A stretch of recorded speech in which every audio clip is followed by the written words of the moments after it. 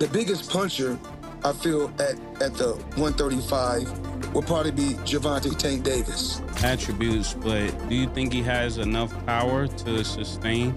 Well, it's really all about skills.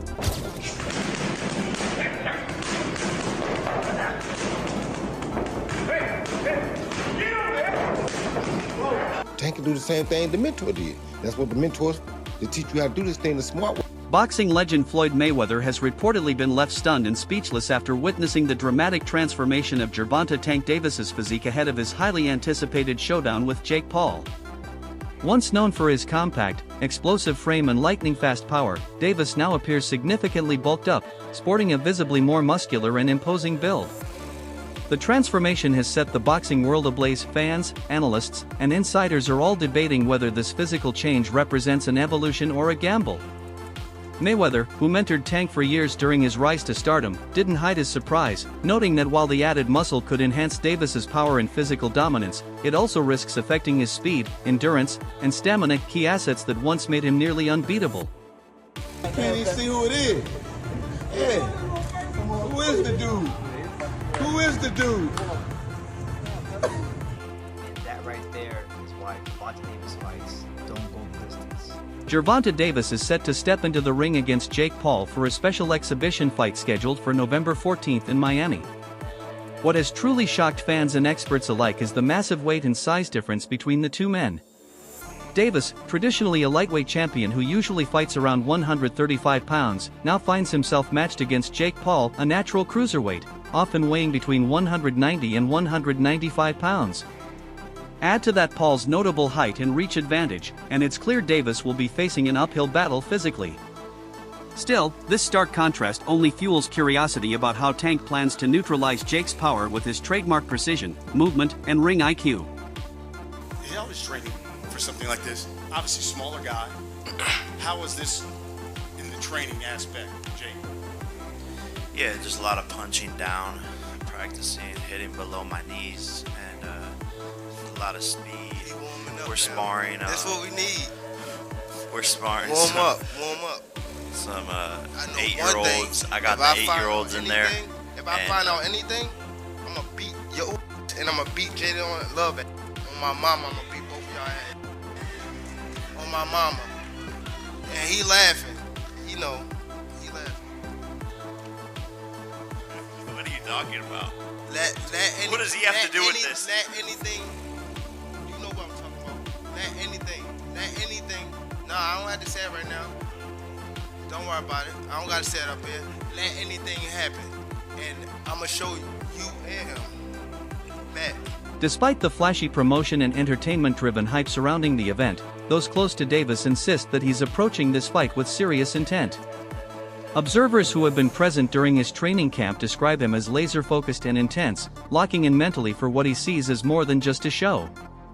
Analysts who followed his media appearances point out that Davis's demeanor, calm, composed, and razor-sharp signals a fighter with something to prove. To Tank, this fight represents pride and opportunity. Beating Jake Paul could amplify his fame beyond the boxing world, bringing him mainstream crossover appeal few active fighters possess. While critics dismiss the matchup as a publicity stunt, Davis appears determined to prove that he can merge entertainment with authentic competition. Every move in training, every punch, every drill reflects a man determined to control his narrative rather than be consumed by spectacle. Press conference, and you can tell, you can just look at him and tell, like, no, this dude he's gonna get this money for sure, because there's so much money out there to be had. But Jake Paul better be not playing around, man. Not get cute, not play any games, don't hit him in the back of the head, don't rabbit punch him, don't do any of that stuff, man, because Mike Tyson, first of all, Mike Tyson, a lot of people think Mike Tyson was pulling punches on Jake Paul, and a lot of people think that Anderson Silva was pulling punches on him too. You're not gonna have a little Gervonta out there pulling punches on you, man, if you're out there playing games. So, you know, I don't like the fight at all. However, as far as it being an entertaining situation, I almost guarantee you that fight itself is going to be entertaining.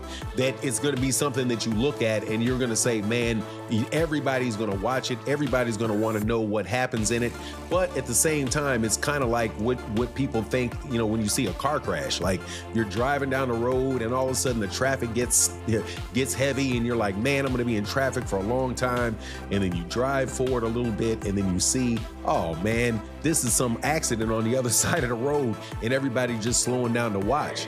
That's the type of entertainment that you can expect from this fight between Gervonta Davis and Jake Paul. There's going to be a lot of people watching it, but I gotta say, man, you really can't blame the guy on what he's doing.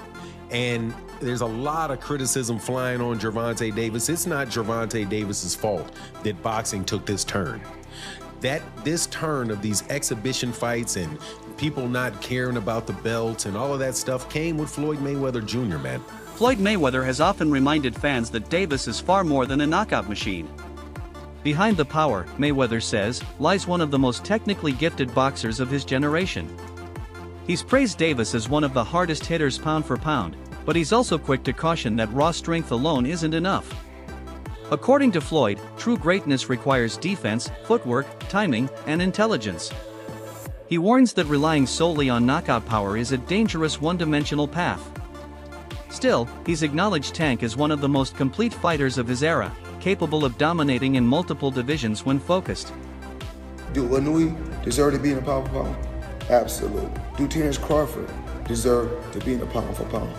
Absolutely. But what about Gervonta Tank Davis? He deserved to be somewhere also in a pound for pound. Why don't they give him that credit? Because he was affiliated with me. The relationship between Mayweather and Davis runs deep. Early in his career, Gervonta was signed under Mayweather Promotions, where Floyd served as both mentor and promoter. He provided guidance on everything: fight strategy, ring composure, media control, and even the business mechanics of the sport. However, as Davis's fame grew, the relationship began to fracture.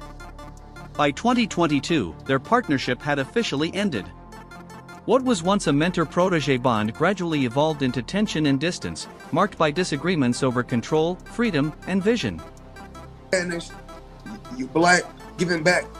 So, I was working with, I got a fighter, one of the best fighters out there today, Gervonta Tank Davis. Right. I got it when he was young. I put him in a position. Now he's 3-time world champion. That tension didn't fade quietly. According to Davis, their conflict went beyond mere business disputes. He accused Mayweather of being controlling and manipulative, claiming that Floyd would often place him in no-win situations that limited both his earning potential and personal growth. Davis suggested that Mayweather's ego and unwillingness to share the spotlight created a toxic environment. In private moments of frustration, Tank even referred to his former mentor as a scumbag, expressing deep resentment toward what he saw as a pattern of suppression rather than support. First of all, Floyd don't never want to see no one like a fighter do better than them.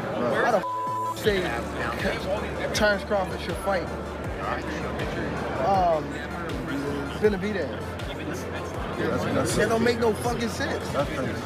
He don't never want to see nobody be better than him. I'm telling you. Who's next in line? Just so you're next in line. Is there like the last question, guys? Is there like a love-hate war? Like, yeah, the fighter? Yeah, I love the fighter. Like, I ain't gonna lie, if he was like chill, like he'll be the smoothest, but he's not. You know what I mean? He's a great fighter. And my bad. Oh, you're good, man. And he, cause I don't want to say like he's just a scumbag, but it's like he's a great fighter, and sometimes he can be good, but it's like it's always I'm this. Davis has since spoken more openly about Mayweather's personality, suggesting that Floyd's ego often overshadows the humility expected of a true champion. When praised by reporters as one of the greatest, Mayweather would frequently interrupt to declare himself the greatest ever, unwilling to accept anything less. Tank implied that such an obsession with legacy sometimes blinds Mayweather to reality, transforming what could have been guidance into competition even with his own protégés. You're backed by arguably one of the greatest of all time, right? What are we rating this on?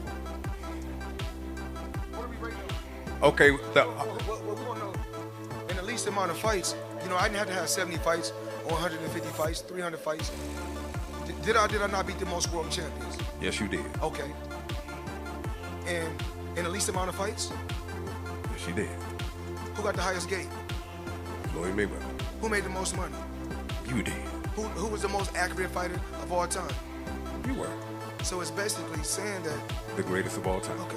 All right. Just a guy with a job. I have a job, though. So who would you fight next? And guess what? Your job don't pay like my job. Well, it depends. Your job don't pay like my job. That brings me to another point. I can make 20 million in 18 months because I want to. Because I want to come back and steal some more money. I'm in a whole new era. Dominating That's right. fighters. And he's a whole new fighter, Floyd. A whole new fighter. Oh yeah. And when I beat him, what are they gonna say? Oh, well, we knew this was gonna happen. Floyd Mayweather was a bigger fighter, or he can outbox him, or this. It's always excuses. Boxing legend Bernard Hopkins didn't hold back when weighing in on the issue. He argued that under Mayweather Promotions, Gervonta Davis wasn't nurtured, he was restricted. Hopkins framed Floyd's management style as more limiting than liberating, claiming that Tank's career could have evolved faster if he'd been allowed to chart his own course. Hopkins's remarks struck a chord within the boxing community, highlighting the risks of being mentored by someone whose ego and personal legacy might overshadow their fighter's development. His message was clear: if you're managed by greatness, make sure that greatness doesn't cage your own. I commend Tank on saying, hey, this is my career, you had yours. I respect you from buying me a chain, buying me this, buying me that, take me on a jet. All that's great, but at the end of the day, I'm only going by his interview. You've seen it and I've seen it. Thank you, Floyd Mayweather, for all the things you gave me. If the intentions was you just looking out for me. But I got an opportunity to fight this big fight.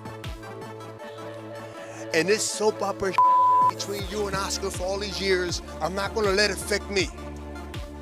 That's my interpretation. And Tank wants to do the fight, but he had to break away from the chains of somebody he still respects and respected then. And he said, man, I gotta do what I gotta do. This is my career. Former world champion Roy Jones Jr. took a pragmatic view of Davis's decision to fight Jake Paul. While many criticized the matchup, Jones saw it as a strategic business move, comparing it to Floyd's own calculated risk-taking during his prime. He acknowledged that Davis is stepping into a situation that combines financial reward and massive visibility, something Mayweather himself mastered. Jones didn't necessarily endorse the fight but understood the motivation. Davis is trying to balance legacy with opportunity, using the platform to elevate his global brand. Tank can do the same thing the mentor did. That's what the mentor is for, to teach you how to do this thing the smart way and not get you hurt, not have to take no risk, not to take many chances. Everybody had their own mentors, their own pound for pounds, their own people they want to be like. If he want to be like that guy that y'all say is great and was one of the best ever, why can't he do it? If he make 50 to 100 million fighting Jake Paul, they'll be cool with it because they cool with you making money. That's what the fan bases are on now. They happy with you just making money being good. Back in our day, they won't be cool with that. You had to prove you was the best. They thought you fought because you wanted to be the best of the division or the best of your era. I want to be the best in my division. As a matter of fact, I want to be the best around my division. Not just in my division, even around my division, I want to be the best. Today's fighters, they have been taught that that's not going to do it nowadays. Nowadays, go for the bag. So everybody is going for the bag. Respected trainer Greg Hackett expressed frustration with the wave of criticism surrounding Davis's fight decision. He argued that fans have become overly judgmental, attacking fighters without understanding their personal circumstances or mental pressures. Hackett emphasized that if Davis chooses to fight Jake Paul, that's his right and strategy. He noted that no one outside the ring truly comprehends what a fighter sacrifices to stay elite. He urged boxing fans to respect the grind rather than dictate who a fighter should or shouldn't face. According to Hackett, social media has turned boxing into a constant circus of opinions, where everyone wants to play promoter or analyst without stepping between the ropes. And number 3, the retirement. I mean, the backlash is just what people do nowadays. That's just, you give somebody a keyboard, you give them a phone, and they able to hide their face, yeah, they're gonna have a field day. The backlash I get, I understand. What'd you say, number 2? Not fighting Shakur? Yeah, he's saying he'll never fight Shakur, that he ain't gonna do him no favors, that he ain't gonna help him make no money because Shakur broke or something like that. Something along those lines. Yeah, I don't get all that. That's, you know what I mean? That's against the game. Like, you know what I mean? You at least owe that fight for the game. You know what I mean? You owe the rematch to Lamont for the game. But you owe Shakur for the game just because of the 2 style matchups. You know what I mean? But if he feel like he don't gotta fight him, guess what? We can't sit here and just go crazy about it. But it is kind of crazy. It is kind of corny. You know what I'm saying? If he not gonna fight Shakur, and if he's standing on it like, I'm not ever gonna fight you, I'm not doing you no favors. And all right. But then again, you know what? I don't know what them guys got going on. I don't know what they've been through personally. You know what I'm saying? But would I love to see that fight? Hell yeah, I would love to see that fight. And then number 3, you said what? You said retirement. The retirement. Oh, boxing. Boxing. They're around. They're around. It's always bells around. It's on you. It's on you. I'm chilling. You all right? Yeah, get with me. I know. How you feel? Dark-skin boy. That's my man. The retirement is like